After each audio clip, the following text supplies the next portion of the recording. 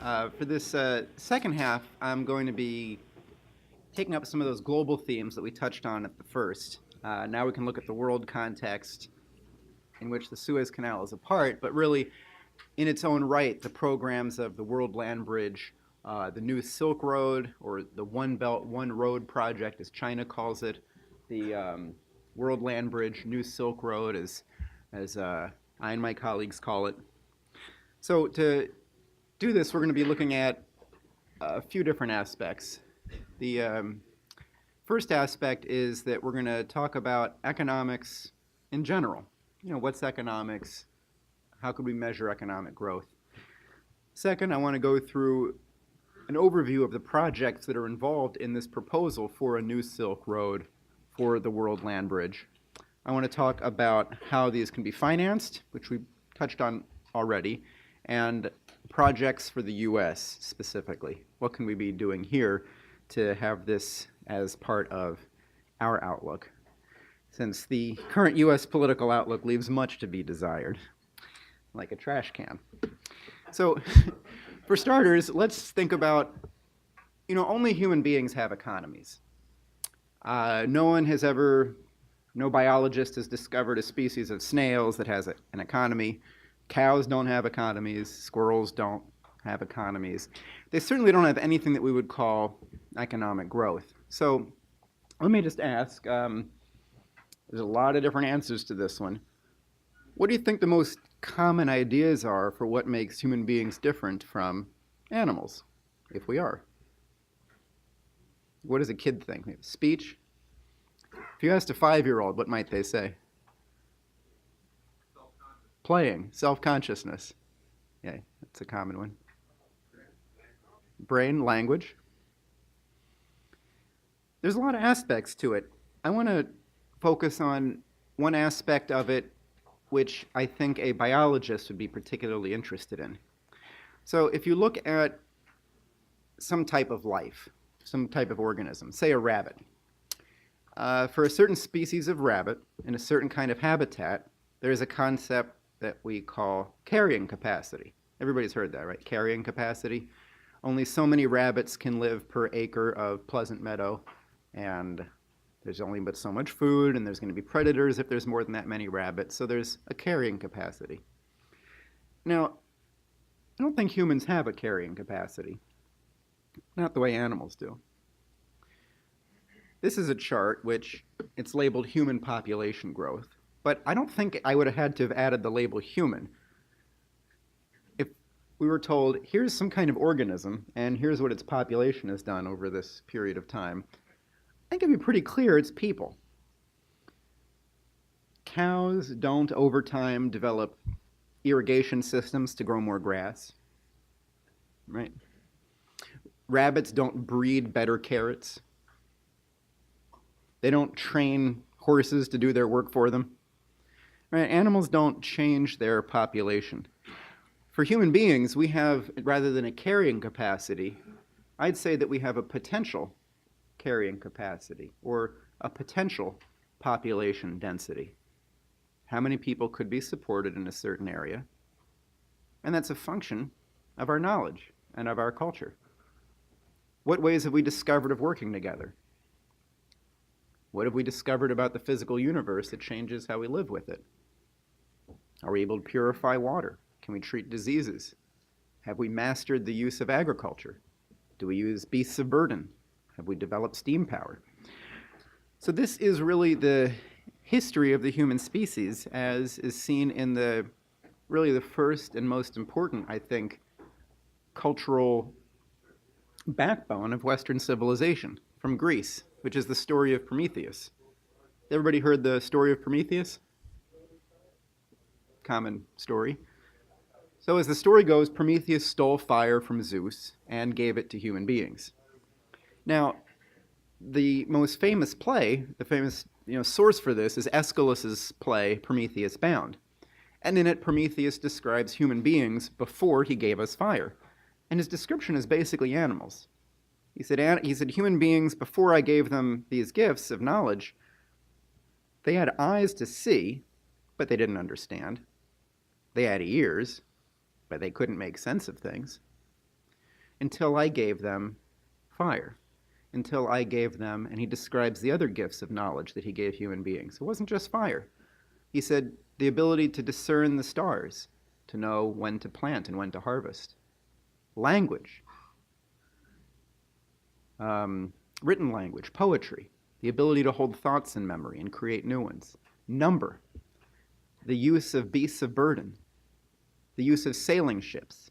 All of this is in the story. This is everything Prometheus gave in addition to fire. He says chiefest of these is fire, and that's the secret to human civilization. And it has been. If you look at different forms of what you could call fire over the history of our existence, and this report, the 21st Century Science and Technology report about Prometheus and the gifts of chemistry, goes through these different stages. I mean, the wood fire of ancient human beings that separated us from animals. Animals may use physical tools, but they don't use a technology like fire. They don't use a concept, a process in that way. What did that let us do? Well, by creating charcoal from wood, having a nice, basically pure carbon fuel source, we could remove the oxygen from ores. Metallurgy was born. Rocks, like copper oxide, malachite, could be turned into copper. Iron ore could be made into a metal. Rocks turned into metals. Amazing. Steam power. We could use heat to transform coal or a tree into motion. That almost seems like a magic trick that that's possible. So for the first time, we could use something besides muscles or solar power in the form of wind or water to create processes, to have play in our economy. Chemistry, electricity, nuclear fire. I mean, the power of the nucleus is so much greater than the chemical bonds that limit the potential power of chemical fuel sources. It's just orders of magnitude, 5 or 6, 100,000 million times more power in nuclear bonds than in chemical bonds among the electrons. Incredible potential there. Our understanding of quantum phenomena, we haven't really fully developed these things. Chemistry we know pretty well. Nucleus, we really don't know fully. If we did, we'd have fusion power by now. So think about how we've used these forms of fire. Consider this is a US. Here's over the history of our country. This is the watts per capita estimates of power per person in the US. So you can see a couple things. One, it's increased. Two, the major source of power per capita has changed. Very few people use wood anymore for anything. Coal supplanted wood, which is great. We don't have to cut down trees anymore. We can use coal. Oil and natural gas, much better in an internal combustion engine than coal, right? And then fission, which never really took off. Imagine what would have happened if nuclear fission had developed the way earlier sources had really superseded the previous source of power. And this isn't just about having more power, it's a different quality of it. There's certain things you can do with a wood fire. You can't run a car on wood. You can't conveniently run a train on wood. It costs a fortune. Coal, you can run a train. Oil, you can run a car. Fission, you could have much cheaper desalination, for example. With fusion, we would totally transform our relationship to the physical world. This is a projection made from the Kennedy era. So in 1963, this is a report from the Atomic Energy Agency, the Atomic Energy Commission, to the president of where they expected power to be. So at present, we're using, about half the power per capita that was expected in Kennedy's era. Some of that's due to efficiencies. Some of it is we have much less manufacturing now in the US as a portion of our economy. And we just simply didn't implement the new technologies we could have. In terms of power and life, this is no secret. So here we got a plot here. Electricity use, watts per capita, GDP per capita, right? It's a no-brainer. If you don't have electricity, you don't have a developed economy. The idea that some nations ought to have appropriate technology, I hate that phrase, is saying you should be poor. You're not really a human being. Like me, you're a different species almost, and you can just stay this way. So we've got a state where much of the planet is not developed to levels that other parts of the planet have reached. I would say no part of the planet has reached where it really should, both in terms of physical standards of living or, the sense of mission and, joy you can take in times like during the Apollo program of being part of a nation or a process that's going to the moon. It's a very exciting process. So, this is I already mentioned this. This is the, energy density. Nuclear just blows away anything chemical. And then people say, why don't we have fusion energy? We've been researching it for years. Well, the funding, in 1976, projections were made about when they expected to be able to have commercial fusion based on the level of funding given for fusion research. There was a certain level of funding at which it was expected that we would never achieve commercial fusion. That's that maroon line. The actual funding, U.S. commitment to fusion research, is below that line. It's at a funding level where it was forecast decades ago we would just never quite get there.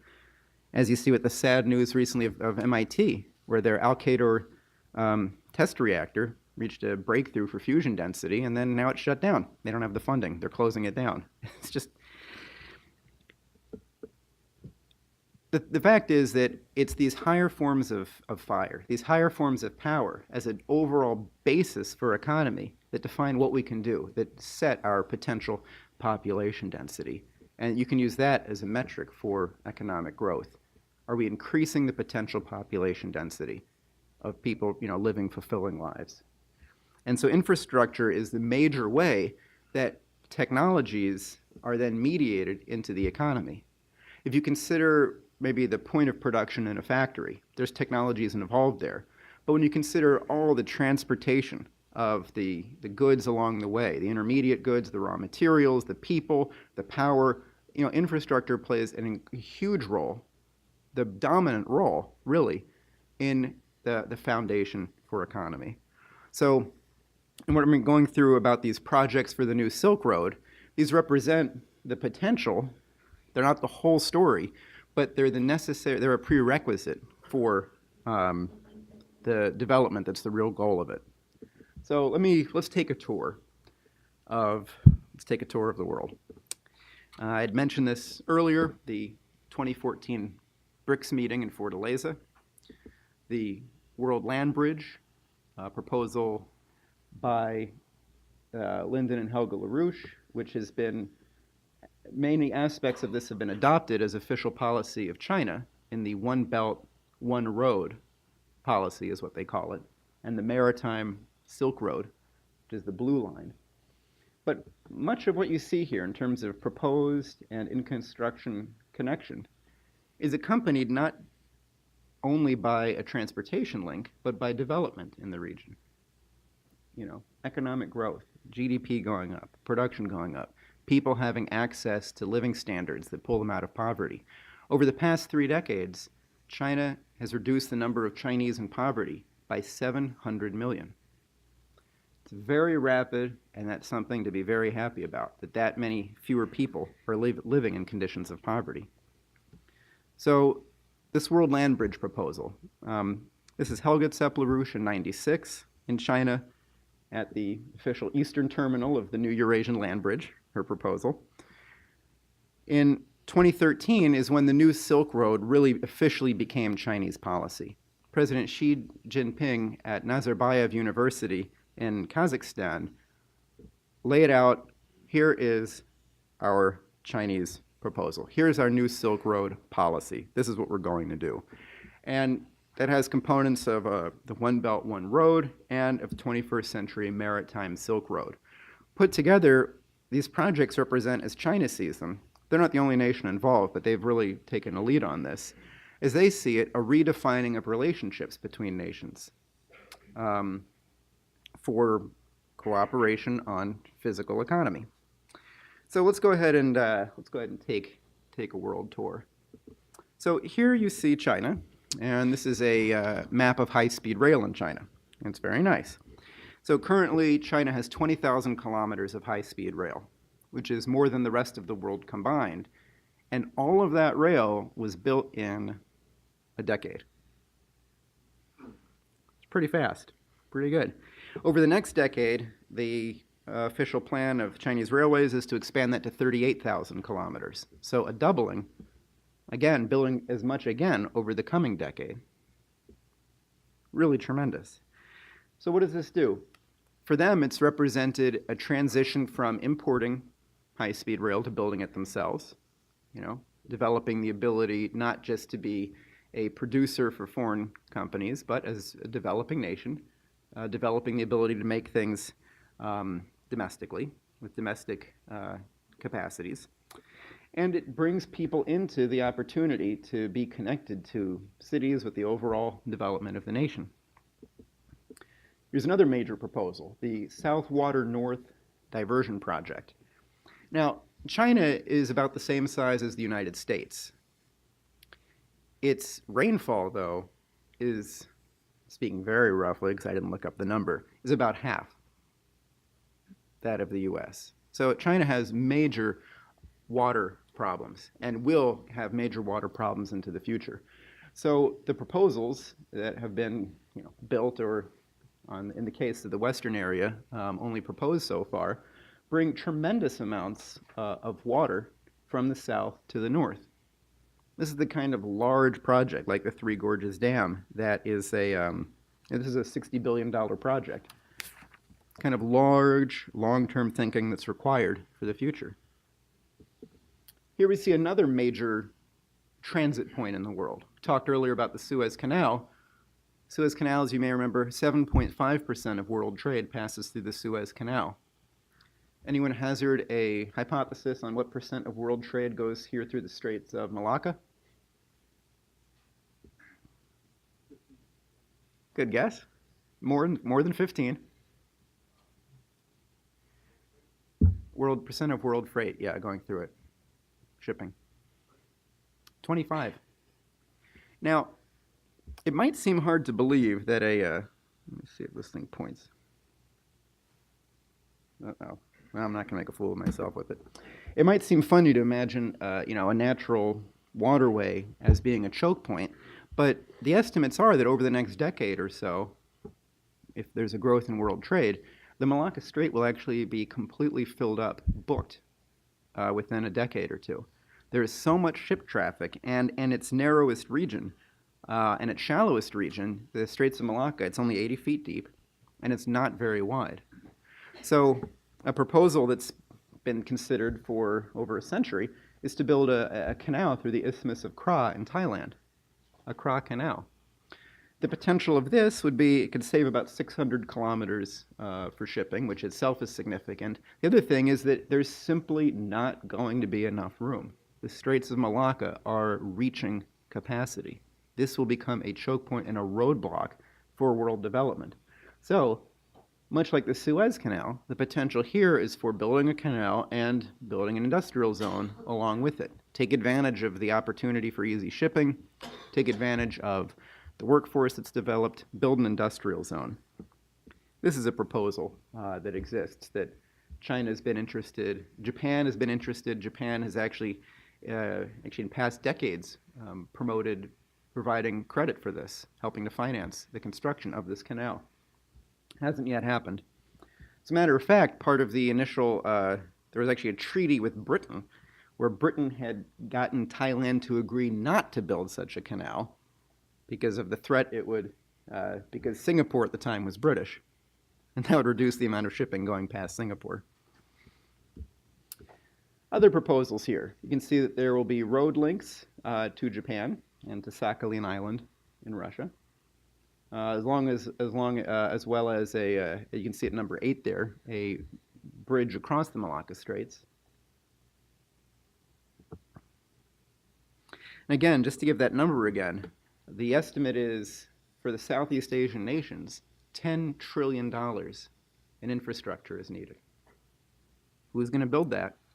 Who's going to help finance it? These are some of the proposals that exist in the northern regions along Russia. for an expansion of the Russian railroads, especially for the potential for the mineral resources that exist in the Arctic. There's tremendous mining potential in the Arctic, resources there in concentrations that aren't easily found elsewhere in the world, including rare earths. But, it's the middle of the Arctic. It's very difficult to get there, to get anything out of it, to bring in operations or development there. So by linking these regions, you make it possible then to bring activity there. Here's a view, not the typical view, but another view of the Earth from the North Pole. As part of the new Silk Road, the World Land Bridge proposal, here's the Greater Tumen area. There's an initiative mainly involving China and Korea for development, the potential to maybe hopefully bring North Korea into this, to have a sane policy on that peninsula. The potential for desalination along India. Now, I just ran some very rough numbers. California has frequent and ongoing water crises. I just worked out some rough estimates. If all of the coastal counties in California provided all of their urban water needs by desalination, based on the price of the Sorek plant that was recently built in Israel a few years ago, the capital cost with a reasonable interest rate payback over 20 years, the capital cost would only be $20 per person in the coastal cities of California to build enough desalination to provide all the urban water needs. Including the power required, about 70 watts per capita for desalination, you're talking about $100 per person per year to have all of coastal California's urban water needs satisfied by desalination. We can already do these things. Proposals for integration in a region that sorely needs development and integration. Imagine instead of various forces financing lunatics to destabilize other people that they don't like and all of the mess that's going on here, if instead we took the opportunity to have cooperation and economic development, that's one of the greatest opportunities to fight against lunacy, is potential for a future. Proposals going back to the 90s for desalination as a major part of peace in the Israel-Palestine region, where there is a common enemy, the desert, with an opportunity, with water, to have development. There's a potential to build a joint future. Here's a tour of Europe. And so you can see a lot of these lines are only proposed. Many of them do not currently exist. So these have been proposals that we've compiled from different development bodies. You can see proposals here for bridging the Strait of Gibraltar. Less than 10 miles. That's doable. Spain, instead of being on the corner edge of Europe, would actually be in the middle of connecting to Africa. Far more ambitious. Oh yeah, here we go. Some of the proposed tunnel route. This is the, you can see also from Messina to Tunisia. That's more like, I think, 60 miles. This is a little bit bigger. But imagine that. Imagine a mid-Mediterranean crossing by rail and road.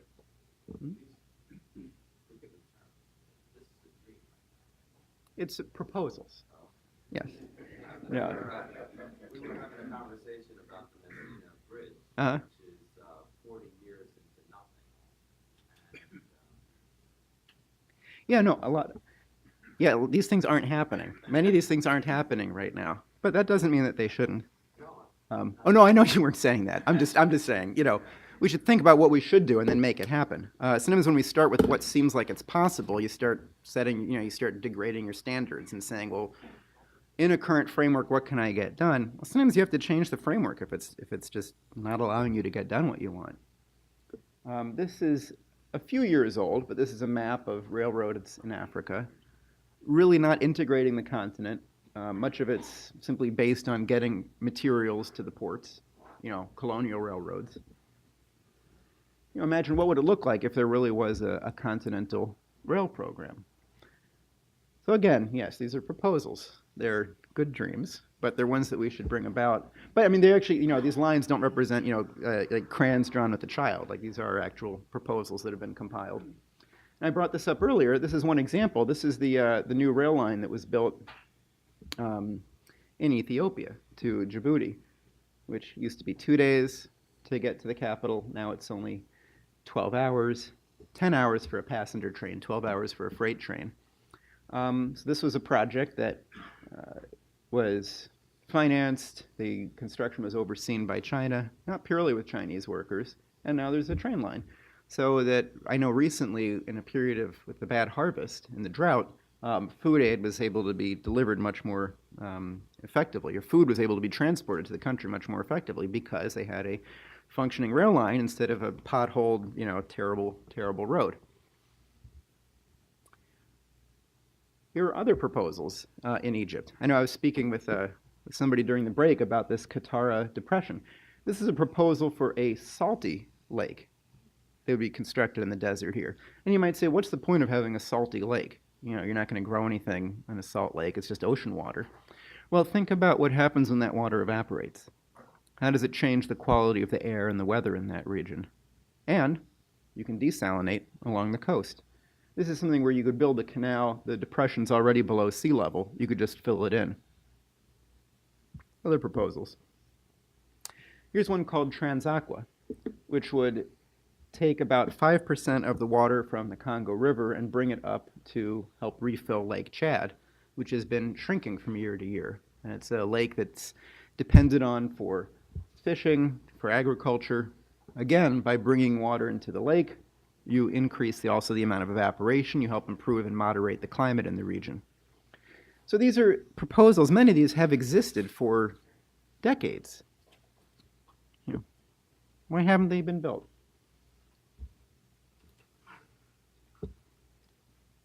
More proposals in Africa. Here's one by a friend of mine, or a colleague of my colleague who had translated the report about transportation links, as you can see, including Gibraltar. This would be the idea behind this. And then returning back to Asia, we can take a cross to somewhere closer to home, the Bering Strait. Again, this is something that's been proposed for over 100 years. I think in 1899 or the very late 1800s, proposals were first being made on this. The distances aren't that great. It's not an engineering impossibility. A bridge would certainly present, it's very cold and you have those difficulties, but this isn't impossible. And, with this type of connection, we really would have a worldwide integrated transport network. And think about what it would mean also politically. The ability to connect easily with Asia, with the ability for freight to travel more rapidly than by sea. Right? You can see Russia. You go see it easily. You could, you take a train there if you live in Alaska, no problem. So this is a map. This is a very optimistic map in terms of labeling. This is a high-speed rail map of the U.S. and China. As you can see, about the same size in terms of nations, continental U.S. So someone very generously in producing this map labeled the entire Acela route a high-speed rail line, which I think only Amtrak actually considers it high-speed rail, and it clearly isn't, So, we're not as densely populated as places in Europe, for example, or China, but that doesn't mean that it wouldn't make sense. Certainly the Northeast corridor. I mean, this is a heavily traveled zone. Ridership has increased double digits over the past decade. This is a place where you'd say, wouldn't it make? I mean, someone visiting the United States is sort of amazed that Amtrak is such an embarrassment. And then you could build upon that. I mean, this would make sense for freight, I think, more than for passenger use. Although for shorter distances, like DC to New York is a perfect example where if the train took an hour and a half, for example, no one would bother flying. That's a convenient length for a high-speed rail trip. So what would it be like for the U.S. to be part of this? It would connect to the Bering Strait. Imagine building new cities. like new cities, like, out in the mountain area somewhere. An actually new city, not just sprawling and building on haphazardly, but hey, we've got water, we've got transportation, we've got power. We can actually make a nice new city. We could do it. And as part of this, another maybe softer part of infrastructure is the water cycle. So in terms of our relationship to the water cycle and our use of water, what happens with water, right? It evaporates from land and the oceans. It rains, mostly back into the oceans or on land. Once it lands, it goes in rivers, out to the sea. And we've got potentials to intervene on these things. Most directly, desalination, taking water straight from the ocean. I'd given those figures earlier for the relatively low cost of providing coastal area residents with desalinated water in California. Surprisingly cheap, even with current technologies. Proposals dating back to the Kennedy administration to transfer water from Canada and Alaska, where it's just, going off to the ocean and not really doing anything, actually transferring it into the Southwest, to the western U.S. and all the way down into Mexico even. And really interesting research that's being done on the potential to create rain. We already do cloud seeding. This is a technique that's used to either create rain or to prevent rain. I know in the Beijing Olympics, China had used cloud seeding to cause it to rain outside of Beijing so that the Olympics wouldn't be, ruined by bad weather. But there's a lot more to learn about how cloud condensation nuclei are created. What causes clouds to form in the first place? Can we use ionization to help spark the formation of clouds and therefore rain? So our relationship to some of these things that just sort of seem like natural resources just sitting around us, we can be a part of these things. And continuing our trip down, well, one thing that isn't exactly mentioned here is the Darien Gap. If you wanted to drive, let's say you wanted to go visit a friend in Buenos Aires. Let's say you want to drive down to Argentina. You can't. There's about a 20-mile stretch of road that's missing called the Darien Gap, where there's simply the Pan American Highway simply doesn't go through. It just ends. You cannot travel by vehicle to South America right now. So these are some of the other proposals in that region. One of these in particular, I know, is being discussed, the connection from Peru to Brazil. I don't know if this is the exact route that's in discussion right now, but this is something that Peru has been interested in and that China has been interested in helping to provide the financing for. There we have that. And some other water proposals, both for navigation and for irrigation, helping to even out water imbalances. So if you added all of this up, I don't know if every one of these projects is 100% makes sense, but you think about the cost of actually building, high infrastructure all around the world. It's absolutely tremendous. It's absolutely tremendous. So it brings us to the question again, well, two things, of financing and of intention. I was, during the break, speaking with somebody about, the U.S. role. The question had come up before about the Asian Infrastructure Investment Bank. Why did the U.S. not join the AIIB? Was it out of fear of lax lending standards and the fact that the AIIB might lose money? That's something that's being talked about in the press now. But the primary response was a political one, simply that it was a Chinese initiative and therefore the U.S. wasn't going to play second fiddle to China. Well, the fact of the matter is that that's trying to maintain supremacy by holding other people back really isn't a very good policy. It's really not. It's bad for you. It's bad for your soul. It's bad for your country. We shouldn't do that. So in terms of how it's financing, one is country-to-country deals and investments. So, the example before, China giving credit, the country ends up buying equipment or, contracting from China, et cetera. That's one thing. This is commonly done all around the world right now. I brought up the Japanese Import-Export Bank earlier. The New Development Bank, that's specifically created by the BRICS, the Asian Infrastructure Investment Bank, $100 billion currently, 57 nations involved. It's going to start lending out to projects this year. And other regional banks that can be created or that currently exist.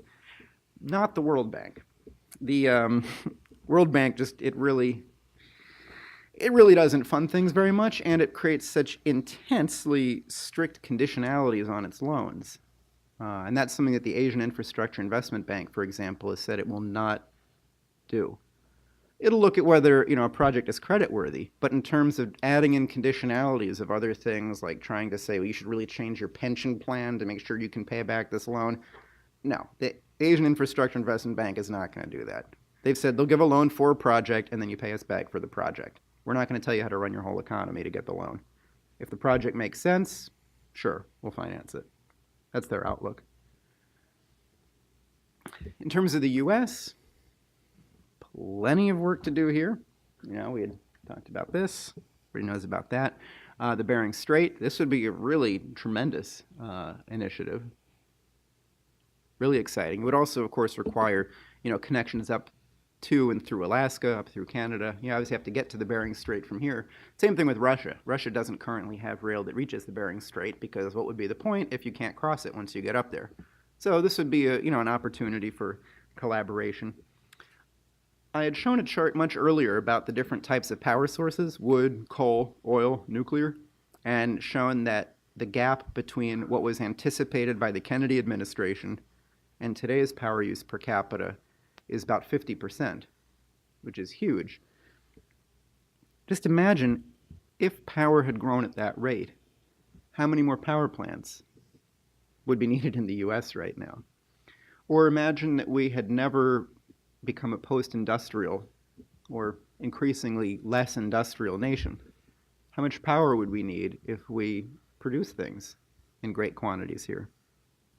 How much power would be required for a high-speed electric rail network? How much power would be required for desalination to have a steady, secure source of water that's guaranteed into the future?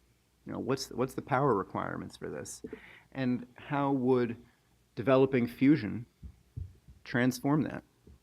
I mean, if we had, I shouldn't say if, when we get fusion power and, the ability to access great amounts of power is not such a limit as it is now, desalination and pumping will seem inexpensive. Our relationships to materials could change. The cost of processing ore right now, which still predominantly uses coke as a...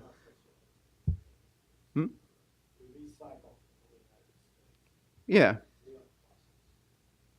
We don't process any ore here? Wow. So, if we're building, imagine the steel required for, this rail, et cetera, the material needs that would come from that, how are they going to be met? Fusion would transform our relationship to that. So, just like to think about that again. That would be nice. So now, in terms of U.S. financing, we've got here's 4 very basic ideas on this. First off, you may have heard about this. The Glass-Steagall Act was a Roosevelt-era law that made it possible for the banking system to, for one thing, not go bankrupt, and the other thing, play a useful role in the economy. I mean, banks make money by giving loans. That's the main way a commercial bank makes money. It serves a useful role.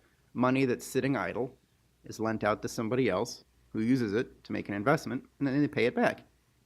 Normal banking. The Glass-Steagall law prevented banks from mixing commercial banking with investment banking. So, if you're a bank that gives loans and does checkings and savings accounts, you would be guaranteed by the federal government, and you weren't allowed to buy stocks, you weren't allowed to make markets, you weren't allowed to get involved in insurance, you weren't allowed to gamble, basically. You had to make loans.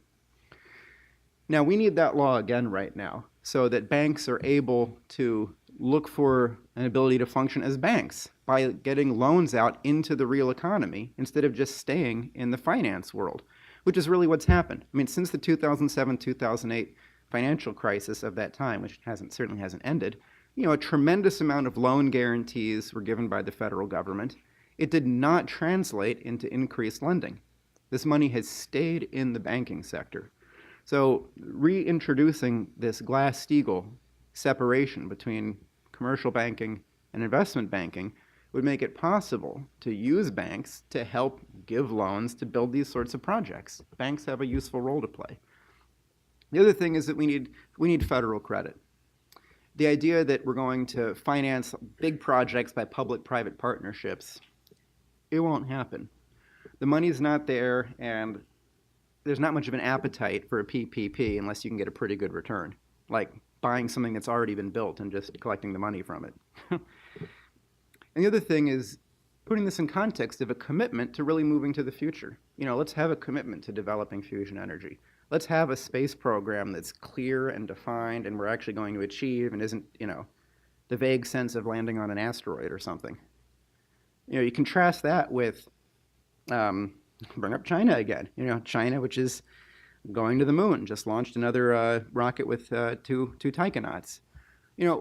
If we have a mission overall for the future that we're able to bring people into participating in, you say, hey, my country's doing something great in the world. Wow, I'm happy to be participating in building this project so that there will be enough water for the next generations of people in, say, California or India or wherever. That's something you can be, really happy about. So, another different view of the world. Let's see if there's some discussion. I think I said a lot of provocative things that I imagine there'll be some thoughts about. Yes? China versus U.S. on the street. We have one major problem in the United States. The land is not owned by the federal government. It cannot do whatever it wants to do. China, the government does whatever it wants to do. There are no restraints on their ability to take land and make a development if they wish. Mm-hmm. Here in the United States, we have a mining problem. Yeah. Yeah. So I doubt that the sacrifice would be worth it. The sacrifice of what? It's a little better. The sacrifice of what? Vast power. Oh, Well, even in a domain, you you have to pay for it. Yeah. compensate that. Well, I wasn't proposing that we adopt every policy of China and become a nation where the government owns all the land. That's it, okay? And the other thing is, figures don't lie, but liars can figure. We have a low growth in GDP, okay? Well, our 1%, what it amounts to is 1% of a big number. And China has 5% of a small number.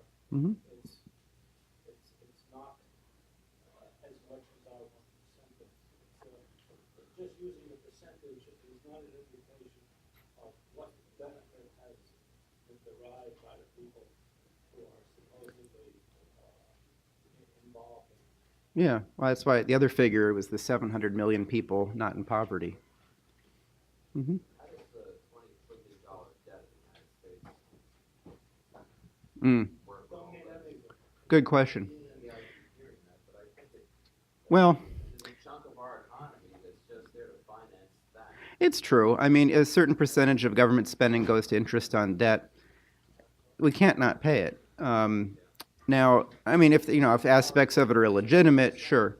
But Alexander Hamilton had this problem when the U.S. was created. There was a huge debt from the Revolutionary War.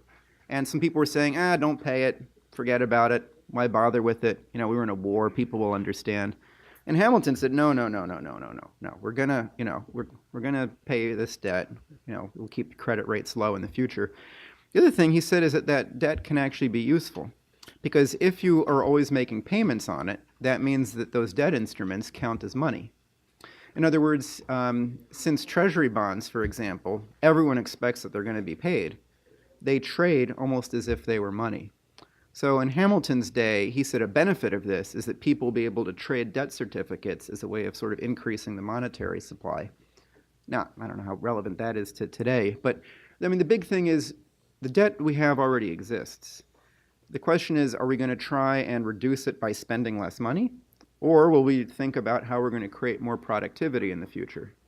And, you know, the IMF looks to cutting expenses.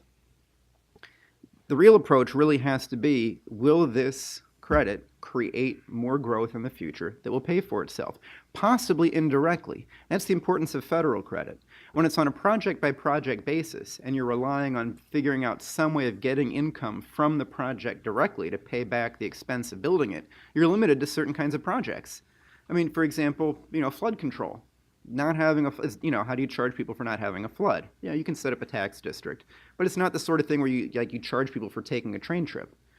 So some of these things, they just have to be on the level of a national investment, where you don't have to get the one-to-one payback on it. But if we have more credit, that's fine. If it makes more growth than it costs to make it happen. The other aspect of it is that when you develop something new, the payback is incommensurate with the cost. There was a certain amount of expense that was involved in financing the Apollo project, going to the moon.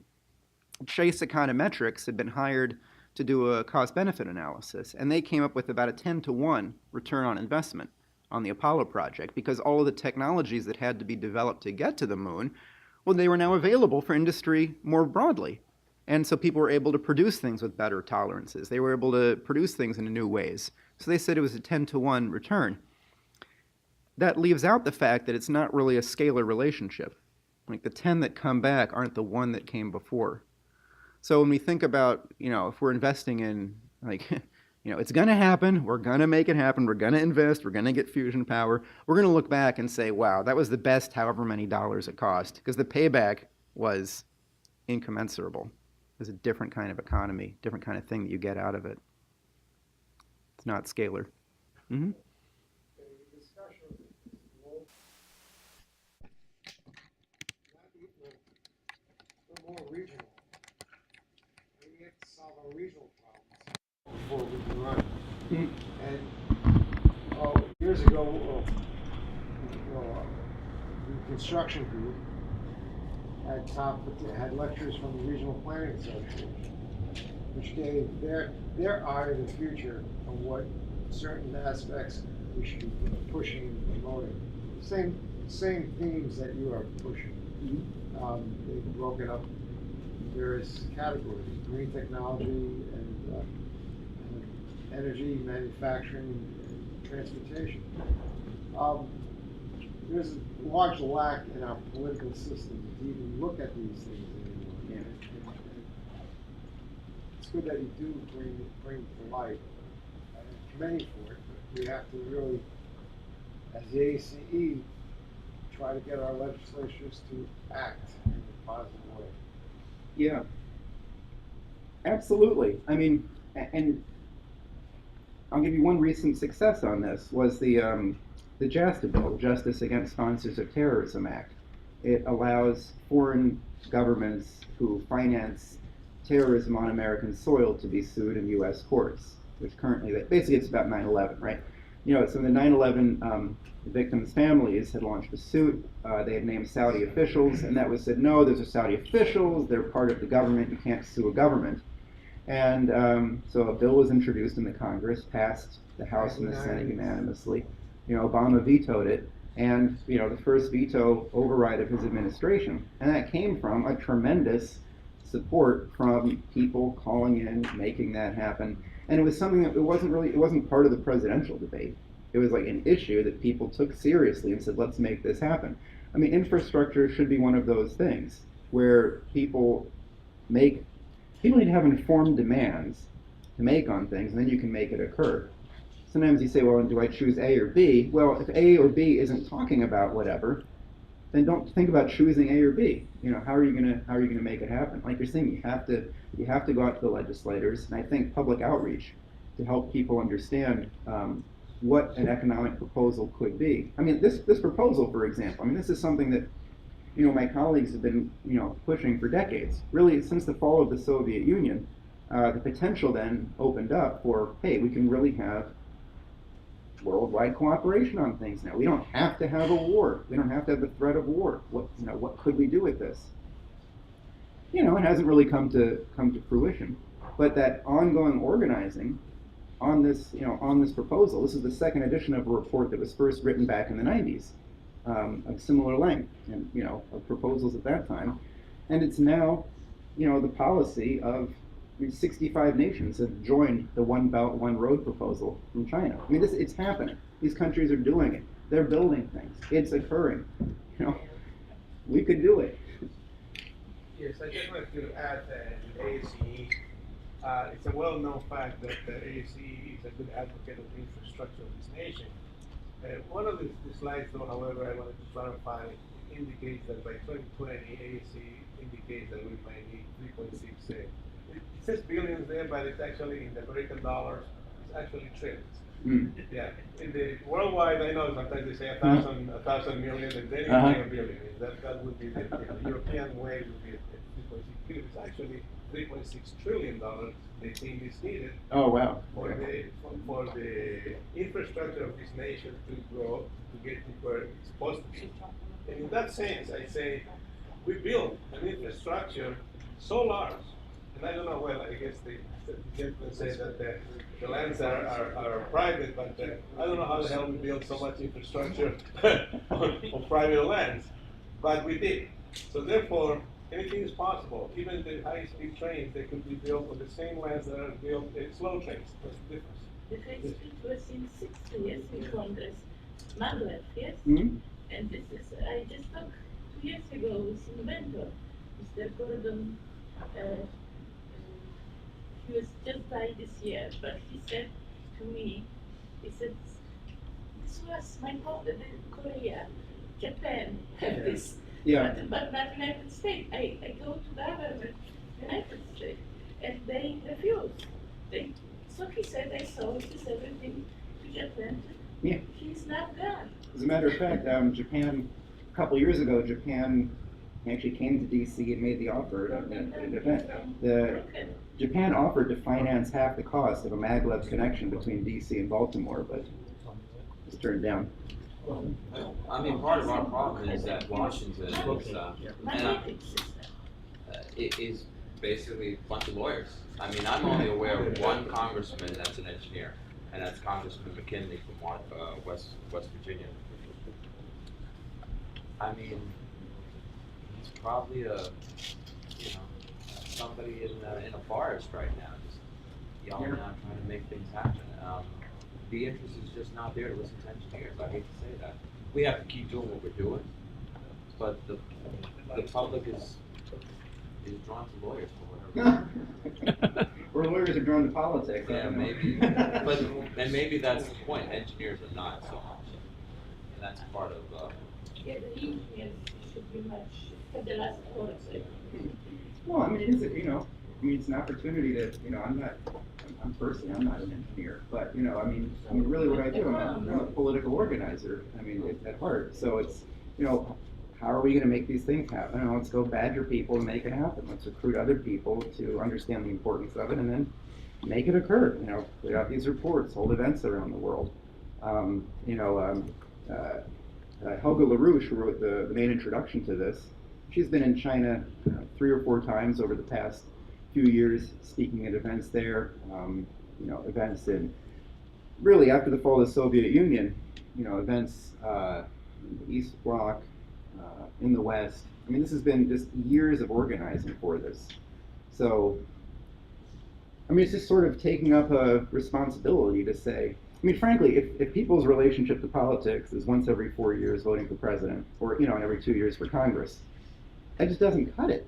It just doesn't cut it, You just get a couple choices. As opposed to what are you doing all year? Are you injecting it into the discussion? Are you bringing it up at events? Are you setting up forums to bring people to? There's, just brainstorm. There's a lot that can be done to help people understand, hey, this stuff's really important. It's essential for the future.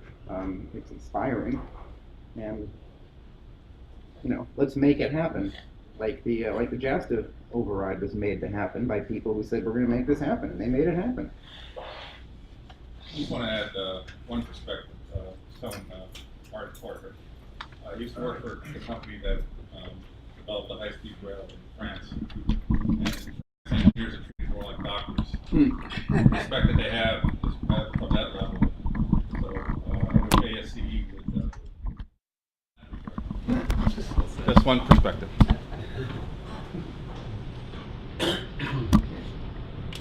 Last year we were in Western Europe and I was surprised that super modern structure is now construction Marseille, Barcelona. Amazing, I never saw such a big earthwork in my whole life. And such big progress. And what they have future there. It's 2 hours to speak. Okay, if there's no questions, thank you very much. On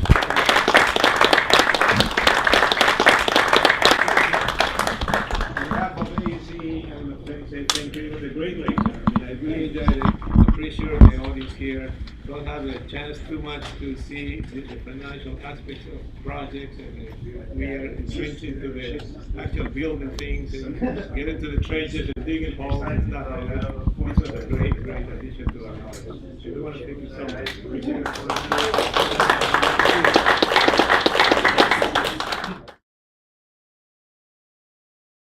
IR's New Silk Road report is finally connecting the Eurasian continent with North America at the Bering Strait. A Bering Strait link provides the needed symmetry to make the One Belt, One Road strategy a global one, and would transform the two continents the same way the ancient Silk Road opened up Europe to Asia.